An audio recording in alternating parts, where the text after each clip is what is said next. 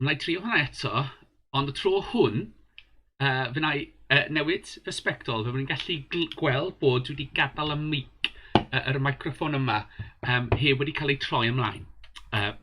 Felly, bore da, eto, a chroeso i Borel Gweddi, teulu'r Hafod, a bod mae chi yma i ddod gerbron yr arglwydd i addoli, a bod mae ganddoch chi, bod chi yma rhywle yn saff ac yn barod i dod o flaen yr arglwydd i addoli.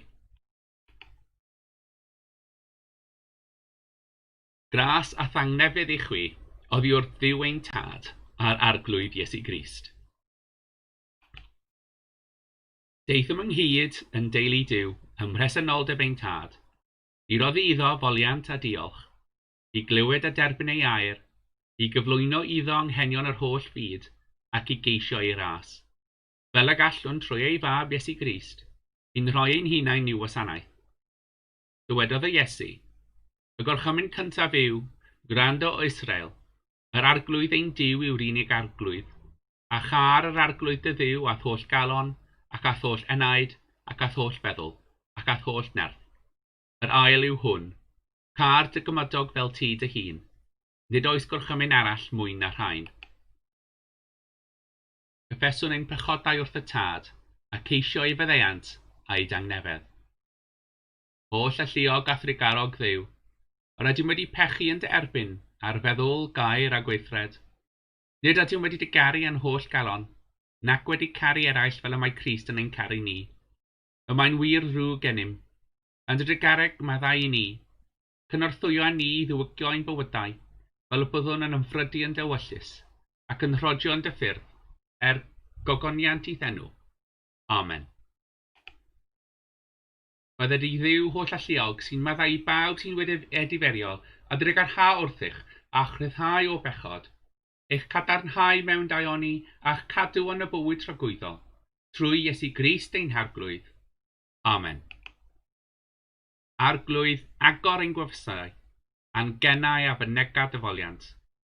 Gogoniant i'r tad, ac i'r mab ac i'r ysbryd glân, fel yr oedd yn y dechrau, y mae yn nawr ac y bydd yn wastad, yn oes oesoedd. Amen.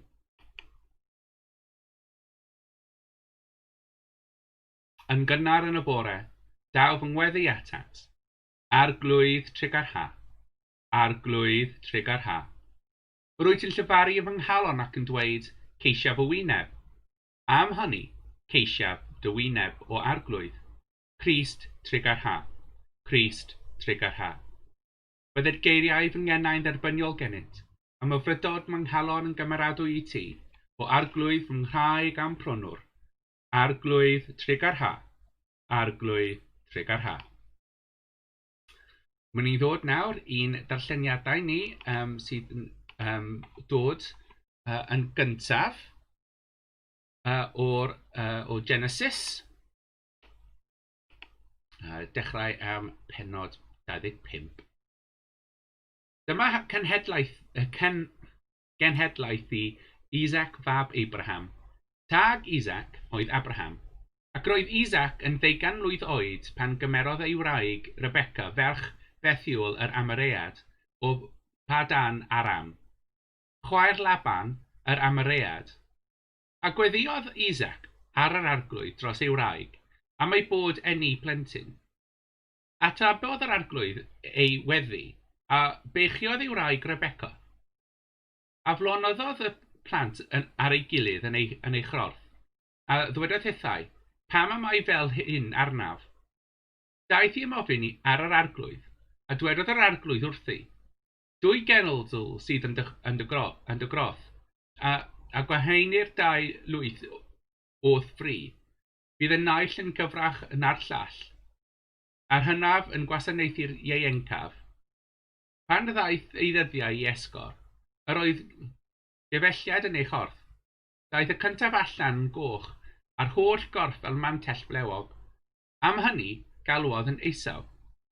Wedyn, daeth ei frawd arall allan, a'i law yn gafael yn sawdol Esau. Am hynny galwodd ef Jacob. Roedd Isaac yn 30 oed pan anwyd hwy. Tyfodd y bechgyn a daeth Isaw yn heiliwr medrus, yn ŵr y maes, ond yr oedd Jacob yn ŵr tawel a byw mewn pabell. Yr oedd Isaac yn hoffi Isaw, am ei fod yn bwyta o'i helfa, ond yr oedd Rebecca yn hoffi Jacob. Un tro, pan oedd Jacob yn berwi cawl, daeth Isaw o'r maes ar ddiffygio, a dwedodd Isaw wrth Jacob, gad i mi fwyta o'r cawl coch yma, oherwydd yr wyf yn ddiffygio. Dyna pam galwodd ef Edom. Dwedodd Jacob, gwertha i mi yn awr dy enedigaeth fraint. A dwedodd Isau, pa les yw genedigaeth fraint i mi a minnau'n ai'r fi'n marw. Dwedodd Jacob, dos ar dy law i mi yn awr. Felly aeth ar ei lw a gwerthu ei enedigaeth fraint i Jacob. Yna rhoddodd Jacob fara a chawl ffacbus i Isaw, bwytawodd ac yfodd, ac yna codi a mynd amaeth. Fel hyn, y distrythiodd Isaw ei enedigaeth fraint. Dyma air yr arglwydd, diolch a fo i Dduw. Mae'n ni nawr yn dod i'r canticle o'r Efengol. Dyrwydd bobl wybodaeth am waredigaeth o arglwydd trwy faddeuant ei holl pechodau. Bendigedig fyddo arglwydd ddiw Israel, a mi ddo ymweld â'i pobl a'i prynu i'r rhyddid. Cododd waredigaeth gadarn i ni yn hyd Dafydd ei was, fel y llyfaroedd trwy enau ei proffwydi sanctaidd, yn yr oesoedd a fi. Waredigaeth rhag ein gelynion ac o afael pawb sydd yn ein cysau. Fel hyn y cymerodd drigaradd ar ein hynafiaid, a chofio ei gyfamod sanctaidd. Y llw a dyngodd oedd Abraham ein tad, y rhoddai i ni cael ein hachub o afael ein gelynion, a'i addoli yn ddi-ofn mewn sancteiddrwydd a chyfiawnder, ger ei bron ef holl dyddiau ein bywyd. A thithai fy mhlentyn, gelwyr di yn broffwyd y goruchaf, oherwydd byddai'n cerdded o flaen yr arglwydd i baratoi ei lwybrau. I roi i'w bobl wybodaeth am waredigaeth, trwy faddeuant ei pechodau. Hyn yw trygaredd calon ein Duw, fe ddaw ar wawrddydd o ddichod un plith, i lywyrchu ar y rhai sy'n eistedd yn hwyllwch cysgodangau, a chyfeirio ein traed i ffordd tangnefedd. Gogoniant i'r tad, ac i'r mab ac i'r ysbryd glân, fel yr oedd yn y dechrau, y mae yn awr ac y bydd yn wastad, yn oes oesoedd. Amen. Dyrwydd bobl wybodaeth am waredigaeth o arglwydd, trwy faddeuant ei holl pechodau. Mae'r darlleniad nesaf yn dod o'r llyfr llythyr at y Rhufeiniaid, dechrau yn pennod 8. Yn awr, felly, nid yw'r rhai sydd yng Nghrist gan golfarn o unrhyw fath, oherwydd yng Nghrist Iesu y mae cyfraith yr ysbryd, sy'n rhoi bywyd, wedi rhyddhau o afael cyfraith pechod a marwolaeth.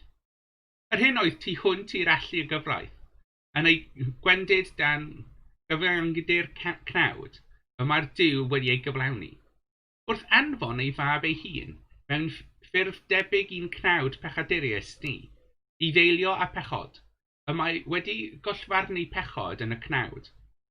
Gwnaeth hyn mwyn i ofynion cyfiawn y gyfraith cael ei gyflawni ynom ni, sy'n byw, nid ar wastad y cnawd, ond ar wastad yr ysbryd. Oherwydd y sawl sydd a'i bodolaeth ar wastad y cnawd, a'r pethau cnawd y mae ei bryd, ond y sawl sydd ar wastad yr ysbryd, a'r bethau'r ysbryd y mae ei bryd. Yn wir, y mae bod a'n bryd ar y cnawd yn farwolaeth, bod y mae bod ar bryd yr ysbryd yn fywyd a heddwch. Oherwydd, y mae bod yn bryd ar y cnawd yn elyniaeth tuag at Dduw. Nid yw hynny, ac ni all fod, yn darostyngiadau i gyfraith Duw. Nid all y sawl sy'n byw ym myd y cnawd foddhau Duw. Ond nid am myd y cnawd yr ydych chwi, ond yn yr ysbryd, gan fod ysbryd Duw yn cartrefi yno chwi. Pwy bynnag sydd heb ysbryd Crist, nid eiddo Crist ydw. Ond os Crist yno chwi, y mae corff yn farw o achos pechod, ond y mae'r ysbryd yn fywyd i chwi o achos eich cyfiawnhawd. Os yw ysbryd yr hwn a gyfododd Iesu iddo wrth y meirw yn cartrefi ynoch, bydd yr hwn a gyfododd Iesu oddi wrth y meirw yn rhoi bywyd newydd hefyd i chwi, i'ch corff marolol chwi, trwy ei ysbryd sy'n ymgartrefi yno chwi. Mae'r gospel yn dod o'r gospel yn ôl y Sant Matthew dechrau am pennod 13. Y diwrnod hwnnw, aeth Iesu allan o'r tŷ ac eistedd ar lan y môr. Daeth y faroedd mawr ynghyd ato, nes iddo fynd ac eistedd mewn cwch, ac yr oedd yr holl dyrfa yn sefyll ar y lan. Fe lafarodd lawer wrthynt am ddamhengion gan ddweud, aeth heiwr allan i hau, ac oddi wrth iddo hau, sythiodd peth had ar hyd o llwybr, a daeth yr adar i fwyta. Sythiodd peth arall ar leoedd ceriog, lle ni chafodd fawr o bridd, a thyfodd yn gyflym am nad oedd iddo dyfder dear. Ond wedi'r hau godi fe'i losgwyd, ac am nad oedd iddo wreiddyn fe wyddodd. Syrthiodd hadau eraill ymhlith y draen, a thyfodd y draen a'i tagu. A sythiodd eraill a dir da a ffrwytho, peth canwydd cymaint, a peth drigain, a peth deg ar hugain. Y sawl sydd a chlistiau ganddo, grandewch. Grandewch wythau felly ar y ddameg yr heiwr. Pan fydd unrhyw un yn glywed gair y deyrnas heb ei deall, daw'r un drwg a chipio'r hyn a heiwyd yn ei galon. Dyma'r un sydd heb yr had ar hyd o'r llwybr. Yr un sy'n derbyn yr had a leoedd ceriog, dyma'r un sy'n clywed y gair ac yn ei dderbyn ar ei union yn llawen. Ond nid oes ganddo reiddyn ynddo hunon, a thros dro y mae'n para, pan ddaw gothrymder neu erlyd o achos y gair, fe cwmp ar unwaith. Yr un sy'n derbyn yn yr had ymhlith y draen, dyma'r un sy'n clywed y gair, ond y mae gofal y byd hwn a hydrolaeth golyd yn tagu'r gair, ac y mae'n mynd yn ddi-ffrwyth. A'r un sy'n derbyn yr had a'r dir da, dyma'r un sy'n clywed y gair ac yn ei deall, ac yn dwyn ffrwyth, ac yn rhoi peth canwaith cymaint, a peth drigain, a peth ddeg ar hugain. Dyma air yr arglwydd. Diolch a fo i Dduw. Sut bynnag ffordd yma ni y bore yma, dewch ni ddod gyda'n gilydd i gweddio. Dewch ysbryd glân. Cymryd fy ngeiriau a siarad trwyddynt. Cymryd ein meddylau a meddwl trwyddynt. Cymryd ein colonnau a hau ynddynt. Cariad Iesu. Amen. Y bore yma, mae ni yn edrych ar, mae yna lot o storeion mae wedi clywed y bore yma yn sôn am beth sydd i ddod. Ac mewn am y ffordd mae'r gyd ohonyn nhw'n sôn yw sôn am sut mae ni fel pobl arferol yn gallu ddod i mewn i'r deyrnas. A ddim deyrnas arferol wrth gwrs yw hwn, ddim deyrnas mae ni'n gallu, fel mae'n y gyd sydd yn byw yn un o daleithau, mae'n y gyd yn byw yn deyrnas, ond mae hwn yn deyrnas sydd yn ofyngu'r byd. Dyma deyrnas sydd yn cael ei rheoli ac yn edrych ar ei hôl gan Dduw ei hun. A mae'r deyrnas yma yn deyrnas bach yn od. Achos fel arfer, pryd mae chi'n dod i fewn i deyrnas, mae angen i chi ddangos passport, mae angen i chi llenwi allan ffurflenni, a mae rhaid i chi ddweud pryd mae chi'n dod i fewn i'r deyrnas, pam mae chi yna a beth chi am wneud. Ac wrth gwrs ar hyn o bryd, os mae chi eisiau symud i deyrnas arall, diolch i Brexit, mae'n rhaid i chi hefyd nawr dweud bod dwi eisiau symud i deyrnas arall, a mae gen i'r swydd yma. Dyma'r swydd dwi am fynd i wneud. Felly mae ymuno gyda deyrnas arall i gyd yn sôn amdano beth gwaith mae chi'n gallu wneud yn y llefydd yna. Pa swydd sydd ganddo chi i wneud. Ac os mae chi methu wneud swydd, efallai mae chi ddim eisiau wneud swydd, mae angen i chi fynd gyda lot o arian mwyn gallu symud i rhywle newydd. Felly mae'r deyrnasoedd yma i gyd yn cael ffiniau mawr sydd yn dweud ond y pobl yma sydd yn gallu ddod i fewn. Felly os chi eisiau dod yma, mae rhaid i chi llenwi ffurflenni, mae rhaid i chi cael swydd, mae rhaid i chi gallu codi 25,000 o bunnau mwyn gallu dod i fewn i'r gwlad. Mae hwnna lot o arian. Does gen i ddim yr arian yna arno ni.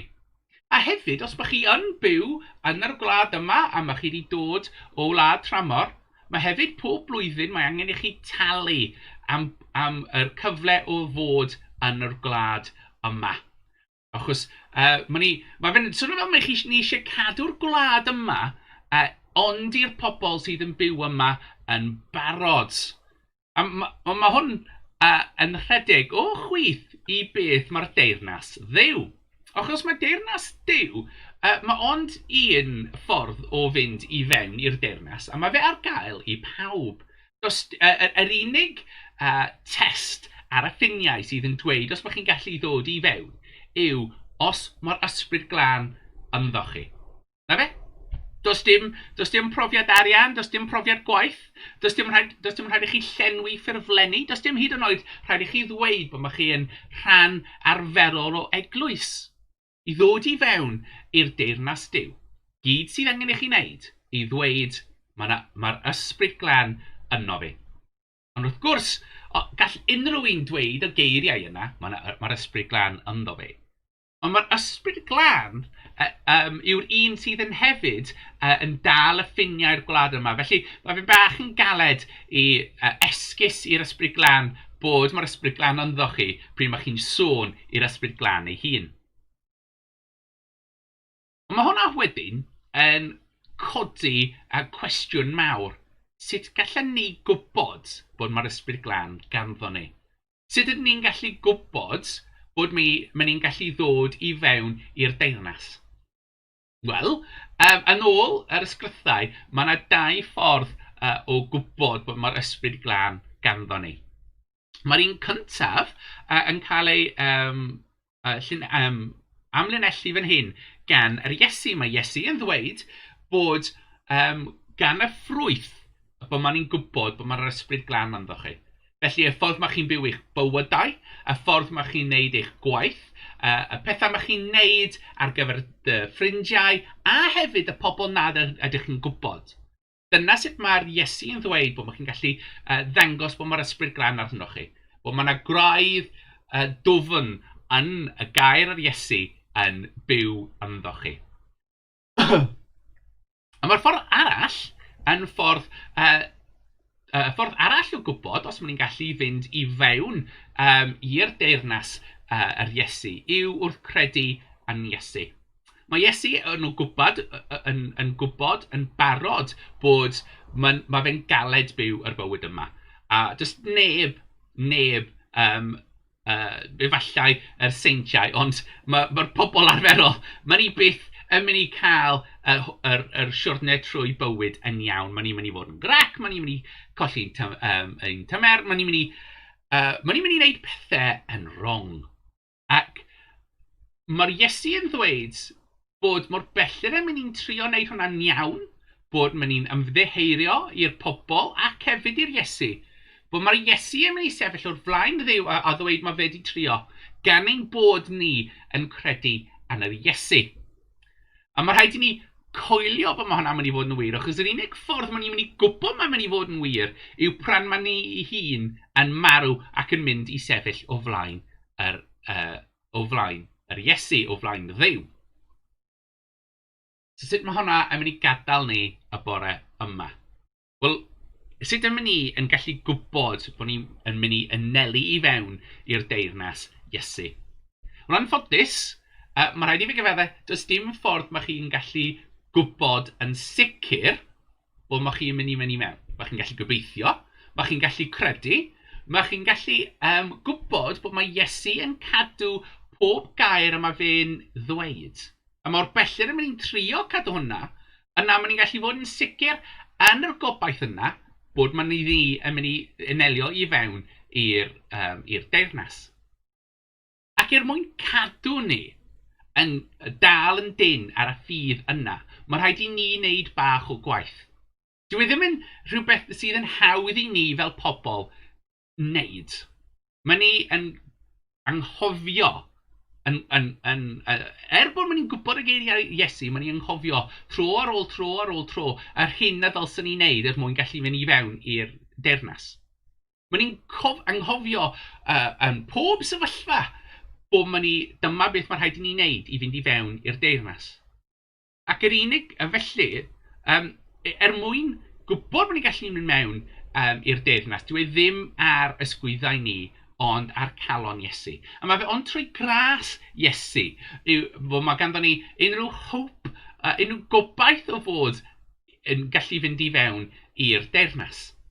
Ac yn ôl Saint Paul, mae fe'n dweud bod mae'r cnawd sydd ganddo ni yn mynd i wastad yn neud yn siŵr bod ni yn mynd i wneud camgymeriadau. A felly mae rhaid i ni trio byw yn yr ysbryd. Ac mwyn nerthu ein ysbryd, mwyn wneud yn siŵr bod mae'r ysbryd yn cryfach na'r cnawd. Yna lle mae rhaid i ni wneud bach o gwaith. Lle mae ni'n gallu wneud pethau sydd yn mynd i helpu ni i fynd i fewn i'r deyrnas. Fi'n, wrth gwrs, gweddio. Yr ail, wrth gwrs, yw ymuno â gwasanaethanyddion. Unau ar llinell mae chi'n wneud ar hyn o bryd, neu mewn person beth mae'r hynna yn dod yn ôl, neu yn ddod ynghyd gyda Christians arall mwyn gallu wneud yn siŵr bod mae chi yn cofio ac yn cael datgoffa am popeth mae rhaid i chi wneud i fynd i fewn i'r deyrnas. Mae fe'n yn galed i fynd i fewn i'r deyrnas ar ben ein hunain, gan ein fod ni yn anghofio, fel mae Saint Paul yn ddweud, bod os nad ydyn ni'n cael ein atgoffa tro ar ôl tro, yna mae ni'n mynd i'n anghofio. A dyna beth mae Iesu yn sôn amdano, pryd mae fe'n ddweud mae angen ganddo ni graidd dwfn yn yr gair. Yr unig ffordd i cael graidd dwfn yw gan dod o flaen yr Iesu, mewn gweddiau, mewn addoli, gyda pobl eraill, mwyn gallu ddod ynghyd a dofndi yn greiddiau. Felly pryd mae'r sôn amdano'r deyrnas newydd yma yn ddod, mae ni'n gwybod mae ni wedi gwneud popeth ag allwn ni mwyn wneud yn siŵr bod ni'n gallu fynd i fewn i'r deyrnas. Bod ein calonnau yn barod. Bod ni fel pobl, bod mae ni wedi gwneud llwyth o camgymeriadau, mae ni'n gallu ddod o flaen yr Dduw gyda'r Iesu, a mae ni'n gwybod yn ffydd yr Iesu, mae ni'n gallu fynd i fewn i'r deyrnas. Felly, mae wedi bod yn amser maith erbyn hyn, 4 mis na rhywbeth, ers i ni fynd i'r eglwys. Mae yna ddal pethau mae'r rhaid i ni wneud i ddal yn dyn ar y deyrnas. Mae'r rhaid i ni cario ymlaen i gweddio. Mae'r rhaid i ni cario ymlaen i gwylio gwasanaethyddion fel hyn. Mae'r rhaid i ni cario ymlaen i trio cadw cyswllt gyda pobl arall sydd yn credu. A trwy gwneud hyn, ni'n gallu wneud yn siŵr bod dim y cnawd sydd yn ennill, ond yr ysbryd. Ac yn yr ysbryd, a gallwn ni ymuno gyda Iesu yn y deyrnas. Amen.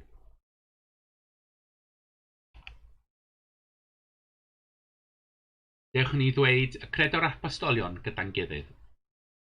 Credaf yn niw, dad holl gyfoethog, credwr nefoedd a ddeiar, credaf yn Iesu Grist unig fab Duw ein harglwydd ni, ac yn hedlwyd o'r ysbryd glân, a anaid o fair forwn, a ddioddefodd dan Pontius Pilate, a groeshoeliwyd a fu farw ac y gladdwyd.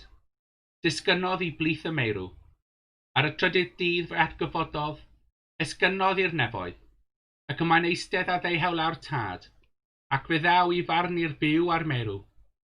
Credaf yn yr ysbryd glân, yr eglwys lan Gatholig, Cymen y Saint, maddeuant pechodau, atgyfodiad y corff, a'r bywyd tragwyddol. Amen. Ni nawr yn dod i'r amser gweddiau. Dewch ni gweddio. Arglwydd, cadw ni yn dy deyrnas di. Nertha ni. Helpa ni. Cryfha ni a helpu ein greiddiau yn dy air i ddyfnu.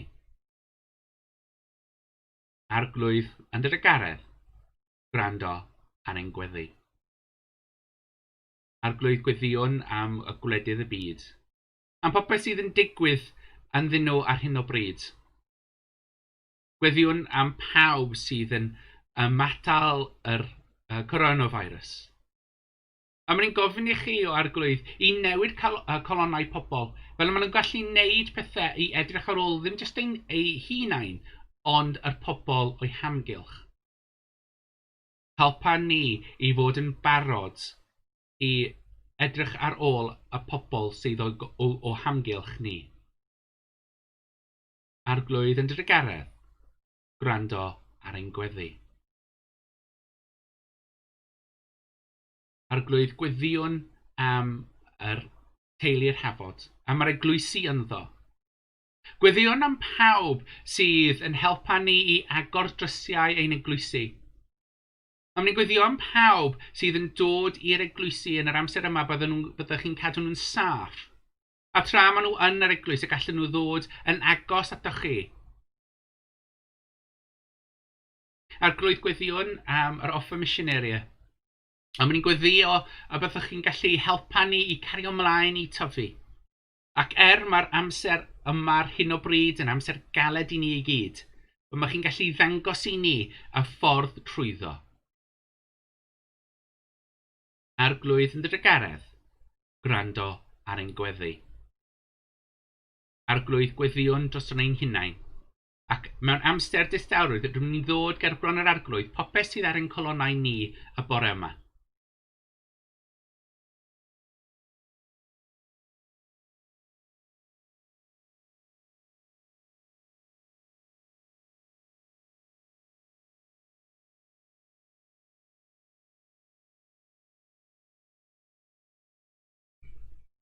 Arglwydd rydym ni'n gwybod bod chi'n clywed ni pryd maen ni'n gweddio.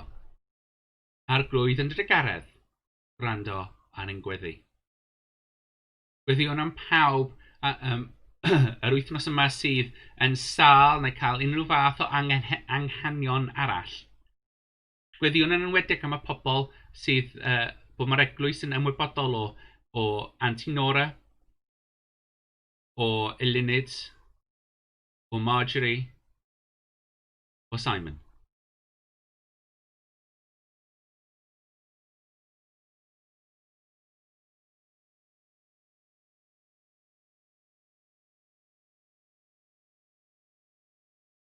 Arglwydd yn dy garedd, nertha nhw gyda dy ysbryd. Arglwydd yn dy garedd, gwrando ar ein gweddi. Arglwydd gweddion am pawb sydd wedi gadael y bywyd yma yn dy ffydd di. Yn amser distawrwydd, rydym ni'n enwi yn ein colonnau pawb sydd yn ymwybodol i ni a pawb am y flwyddyn atgoffa'n dod yr adeg yma o'r flwyddyn.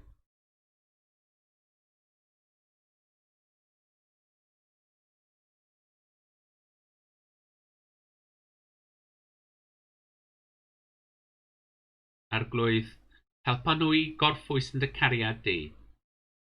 Arglwydd yn dy garedd, gwrando ar ein gweddi. Arglwydd gweddion am yr ysbryd glân, i ddod trwy'r llefydd yma, i helpa ni i tyfu mewn niferoedd ac mewn dyfnder ysbryd, ac i ymestyn ein frechiau allan i'n cymuned lleol. A mae'n ddod â'r gweddiau yma efo'n gilydd gan ddweud yr gweddi yma Iesu wedi'n ddysgu ni, gan ddweud, ein tad, yr hwnnwyt yn y nefoedd, sancteiddiad y enw, dyled dy deyrnas, wneled y ewyllus, megis yn y nef, felly ar y ddeiar hefyd. Daro i ni heddiw ein bara beunyddiol, a madda i ni ein dyledion, fel y meddeion yna i'n dyledwyr, ac nac arwain ni i brofedigaeth, eith i'r gwared ni rhag drwg, canes eiddo ti yw'r deunas, a'r gallu a'r gogoniant, yn oes oesoedd. Amen. O Dduw, awdur tangnefedd a charwr cytundeb, y mae dy adnabod di yn fywyd tragwyddol, a thwasanaethu yn rhyddid perffaith. Amddiffyn ni rhag holl ymosodiadau ein gelynion, fel a nynau'n llwyr ymddiried yn dynodded, nad ofnwn allu neb o'n gwrthwynebwyr, trwy Iesu Grist ein herglwydd. Amen. O arglwydd a nefol dad, Dduw holl alluog a thragwyddol, diolchwn i ti am ein dwyn yn ddiogel i ddechrau'r dydd newydd hwn. Amddiffyn ni a gadarnallu fel yn cedwyr ni yn rhydd rhag pob pechod ac yn ddiogel rhag pob perygl, a galluoga ni am pob peth i wneud yn unig hyn sydd yn iawn yn dy olwg di, trwy Iesu Grist ein herglwydd. Amen. I ddiw'r tad a'n carodd ni a'n gwneud yn gymeradwy yn yr anwylid. I ddiw'r mab a'n carodd ni a'n golchi o'r ddiwrth ein bechodau trwy ei waed ei hun. I ddiw'r ysbryd glân, sy'n tywall gariad Duw ar led ein galonnau, i'r un gwir Dduw, y bo'r holl gariad a'r holl ogoniant, dros amser a thros dragwyddoldeb. Amen. Byddai'r i'r arglwydd eich bendithio a'ch cadw. Byddai'r arglwydd lywyrchu ei wyneb arnoch a bod yn drygarog wrthych. Byddai'r arglwydd edrych arnoch yn gariadus a roi i chwyd angnefedd, a bendith Dduw holl alluog y tad, y mab a'r ysbryd glân, a fod gyda chi nawr a bob amser. Amen. A dewch i ni bendithio'n gilydd yn eiriau'r gras. Gras ein herglwydd Iesu Grist, a chariad Duw, a chymdeithas yr ysbryd glân, a fyddo gyda ni oll byth bythoedd. Amen. Yr arglwydd a fo gyda chwi, a hefyd gyda thi. Ewch yn hangnefedd Crist, i Dduw y bôr diolch. Wel, diolch am ymuno gyda fi y bore yma. Gobeithio mae chi wedi mwynhau'r gwasanaeth yma, bod chi'n llawn o hwyl y bore yma. Fathach chi wedi clywed yn ystod gweddiau, nes i gweddio yr eglwysi yn teulu'r Hafod sydd yn edrych i agor. Ar hyn o bryd mae St Thomas sydd ar agor ganddo ni. Mae hwnna ar agor dydd Mercher o hanner dydd tan 2 a dydd Sul o hanner dydd tan 2. Mae ni'n gweithio trwy'r proses o hefyd yn trio agor Dewi Sant hefyd, ond bydd bod hwnna yn mynd i cymryd bach yn hirach. Pryd mae chi os mae chi yn meddwl mynd i'r eglwys, please, dilyn yr instructions sydd yna i chi. Wrth chi'n mynd i fewn i'r drws, golchwch eich dwylo, mae yna hand sanitizer ar gael wrth y drws fyna. Cofio cadw 2 medr ar wahân i pobl eraill, ond eistedd lle mae'r arwyddion yn gadael eich eistedd, a wneud yn siŵr bod chi'n dilyn ar arwyddion o gwmpas yr eglwys i wneud yn siŵr bod chi ond yn mynd un ffordd o gwmpas yr eglwys. Nawr, os mae chi yn o dan 70 a mae chi eisiau fodlon, a mae chi'n fodlon helpu ni agor Dewi Sant, please fod yn cyswllt. Mae angen i ni cael 2 pobl i eistedd yn yr eglwys mwyn gallu agor yr eglwys ar gyfer gweddio unigol. Felly os mae chi yn ar gael, please ddod mewn cyswllt gyda ni. A os mae chi'n mynd siŵr sut i fod yn cyswllt gyda ni, mae yna lot o ffordd o fod yn cyswllt gyda ni. Mae ganddo ni wefan sydd o dan yr fideo yma. Mae yna hefyd Twitter ganddo ni, a mae hefyd Facebook. Mae hefyd llythyr sydd yn dod allan unwaith yr wythnos ganddo ni, gyda pob yr manylion yma i gyd wedi cael ei ysgrifennu. Mae hwnna'n llythyr sydd ar gael trwy e-bost, a mae hefyd ar gael mewn llythyr arferol, ond os chi eisiau'r llythyr sydd i cael ei postio i chi, mae'n rhaid i chi fod yn cyswllt gyda fi unai dros e-bost neu gan ysgrifenniadaf mwyn i ni gallu gwybod bod chi angen hwnna yn cael ei rhoi i chi trwy'r post. Os mae chi wedi methu yr fideos yma, mae rhan fwyaf ohonyn nhw i gyd ar gael ar YouTube. Hefyd, yr Bible Studies i gyd maen nhw wedi wneud, maen nhw i gyd hefyd ar YouTube hefyd. Nawr wrth gwrs, mae'r eglwys ond yn cario ymlaen os mae pobl yn fodlon helpu ni gan donations. Yma ar hyn o'r bryd mae yna 3 ffordd ganddo ni i helpa chi i helpa ni. Mae yna PayPal, lle mae chi'n gallu hala arian yn syth ato ni. Mae yna hefyd Gift Direct, a mae hwnna'n helpu i chi hala arian i ni unwaith yr mis. Nawr, yn enwedig ar gyfer Dewi Sant, mae'r rhaid i ni cael pobl yn rhoi trwy Gift Direct ar hyn o bryd mwyn helpu'r eglwys. Felly, please, os mae chi'n gallu, mynd i'r link yna ar yr ochr fyna, ar gwaelod fyna, a rwyddo eich hunan lan i'r system yna, achos mae ni angen arian yn ddod i fewn mwyn i ni gallu helpu'r eglwys yn ystod yr cyfnod yma. So please, arwyddoch eich hunan lan i hwnna. Does dim ots os mae chi ddim yn talu treth mor belled, achos does dim ots am hwnni. Mae ond angen i ni fod yn defnyddio'r system bod mae'r eglwys yng Nghymru wedi rhoi i ni. Ond wrth gwrs, os nad oes arian ganddo chi, paid poeni. Mae'r fideos yma ar gael i chi. Mae ni yma mwyn i chi gallu ddod i nabod yr arglwydd. A dwi'n gobeithio bod maen nhw o lles i chi, mae pawb allan fyna yn mwynhau nhw. Os mae ganddo chi comment wrth gwrs, dod yn cyswllt gyda ni a byddai'n helpu chi allan. A beth bynnag mae chi'n neud yr wythnos yma, please, golchwch eich dwylo, gwisgwch mwgwd ac cadw yn 2 metr oddi wrth pawb arall, ac wrth gwrs gadw yn saff. Ac wrth gwrs, mynd gyda'r arglwydd. Amen.